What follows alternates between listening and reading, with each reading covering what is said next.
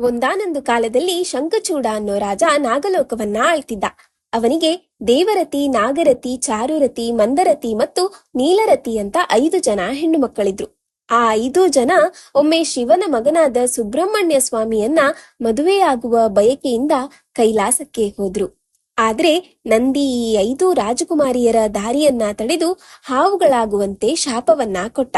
ತಕ್ಷಣವೇ ರಾಜಕುಮಾರಿಯರು ಹಾವುಗಳಂತೆ ಬದಲಾಗಿ ಭೂಮಿಗೆ ಬಿದ್ರು. ಸಹ್ಯಾದ್ರಿ ಘಾಟಿಗಳಲ್ಲಿ ಅಲೆದಾಡುತ್ತಿದ್ದ ವ್ಯಾಘ್ರಪಾದ ಮಹರ್ಷಿಗಳು ಕಾಡಿನ ಬೆಂಕಿಯಲ್ಲಿ ಸಿಕ್ಕಿಬಿದ್ದ ಈ ಹಾವುಗಳನ್ನ ನೋಡಿದ್ರು.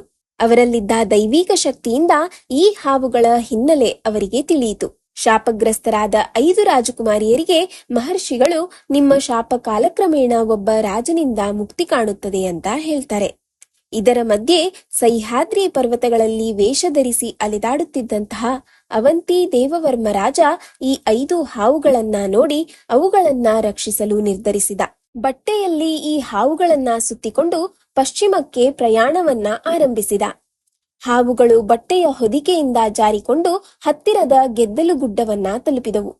ಮಂದರತಿ ಎಂಬ ಹಾವು ಕಾಡಿನ ಒಂದು ಭಾಗವನ್ನ ತಲುಪಿತು. ಅದೇ ಪ್ರದೇಶ ನಂತರ ಮಂದಾರ್ತಿ ಎಂದು ಕರೆಯಲ್ಪಟ್ಟಿತು. ಒಮ್ಮೆ ಈ ನಾಗಕನ್ಯೆಯರು ತಮ್ಮನ್ನು ಕಾಪಾಡಿದ ರಾಜ ದೇವವರ್ಮನ ಕನಸಿನಲ್ಲಿ ಕಾಣಿಸಿಕೊಂಡು, ರಾಜಾದಿತ್ಯನ ಏಕೈಕ ರಾಜಕುಮಾರಿ ಜಲಜಾಕ್ಷಿ ಅಪಾಯದಲ್ಲಿರುವಳು ಅಂತ ತಿಳಿಸಿದರು. ದೇವವರ್ಮ ತಕ್ಷಣ ರಾಜಕುಮಾರಿಯನ್ನ ಅಪಾಯದಿಂದ ರಕ್ಷಿಸಿದ. ಇದರಿಂದ ಹೇಮಾದ್ರಿಯ ರಾಜಾದಿತ್ಯ ಬಹಳ ಸಂತೋಷಗೊಂಡು ತನ್ನ ಮಗಳಾದ ಜಲಜಾಕ್ಷಿಯನ್ನ ರಾಜ ದೇವವರ್ಮನಿಗೆ ಕೊಟ್ಟು ಮದುವೆ ಮಾಡಿ ಅವನನ್ನ ಹೇಮಾದ್ರಿಯ ರಾಜನನ್ನಾಗಿ ಸಿಂಹಾಸನಾರೋಹಣವನ್ನ ಮಾಡಿದ್ರು. ಕೆಲ ಸಮಯದ ನಂತರ ಒಮ್ಮೆ ಮಹಿಷ ಎಂಬ ರಾಕ್ಷಸ ರಾಣಿ ಜಲಜಾಕ್ಷಿಯನ್ನ ನೋಡಿ ಆಕೆಯನ್ನ ಪಡೆಯಬೇಕೆಂಬ ಕೆಟ್ಟ ಸಾಹಸವನ್ನ ಮಾಡಿದ. ಈ ಮಹಿಷ ಎಂಬ ರಾಕ್ಷಸ ವ್ಯಾಘ್ರಪಾದ ಮುನಿ ಮತ್ತು ತಾಮಸಿಕ ಸ್ವಭಾವದ ಕಿರಾತ ಸ್ತ್ರೀಯ ಮಗನಾಗಿದ್ದ. ಮಹಿಷ ರಾಣಿಯನ್ನ ಮದುವೆಯಾಗುವ ಬಯಕೆಯನ್ನ ವ್ಯಕ್ತಪಡಿಸಿದ. ರಾಣಿ ಜಲಜಾಕ್ಷಿ ಅವನನ್ನ ವಿರೋಧಿಸಿದಾಗ ಕೋಪಗೊಂಡ ರಾಕ್ಷಸ ಬಲವಂತದಿಂದ ಹಾಗೂ ಹಿಂಸೆ ಮಾಡಿ ಅವಳನ್ನ ವಶಪಡಿಸಿಕೊಳ್ಳಲು ಯತ್ನಿಸಿದ.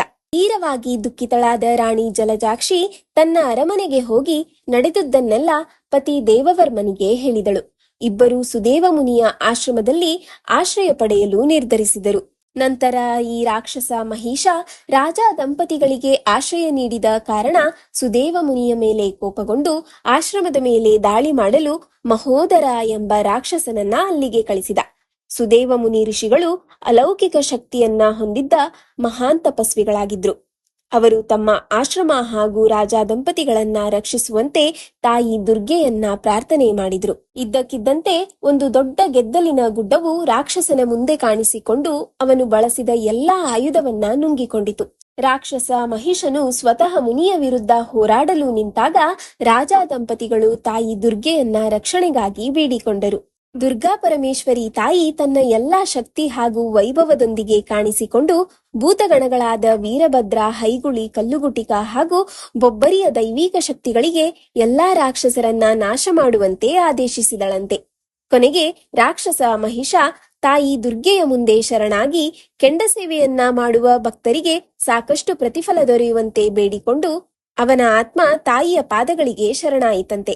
ಋಷಿ ಸುದೇವ ಮುನಿ ಹಾಗೂ ರಾಜ ದಂಪತಿಗಳು ಶ್ರದ್ಧೆ ಭಕ್ತಿಯಿಂದ ತಾಯಿ ದುರ್ಗೆಯನ್ನ ಪ್ರಾರ್ಥಿಸಿದರು. ತಾಯಿ ತನ್ನ ಎಲ್ಲಾ ಶಕ್ತಿಯೊಂದಿಗೆ ಮಂದರ್ತಿಯಲ್ಲಿ ದುರ್ಗಾ ಪರಮೇಶ್ವರಿಯಾಗಿ ಪ್ರಕಟವಾಗುವುದಾಗಿ ಭರವಸೆ ನೀಡಿ ಆಶೀರ್ವದಿಸಿದಳಂತೆ.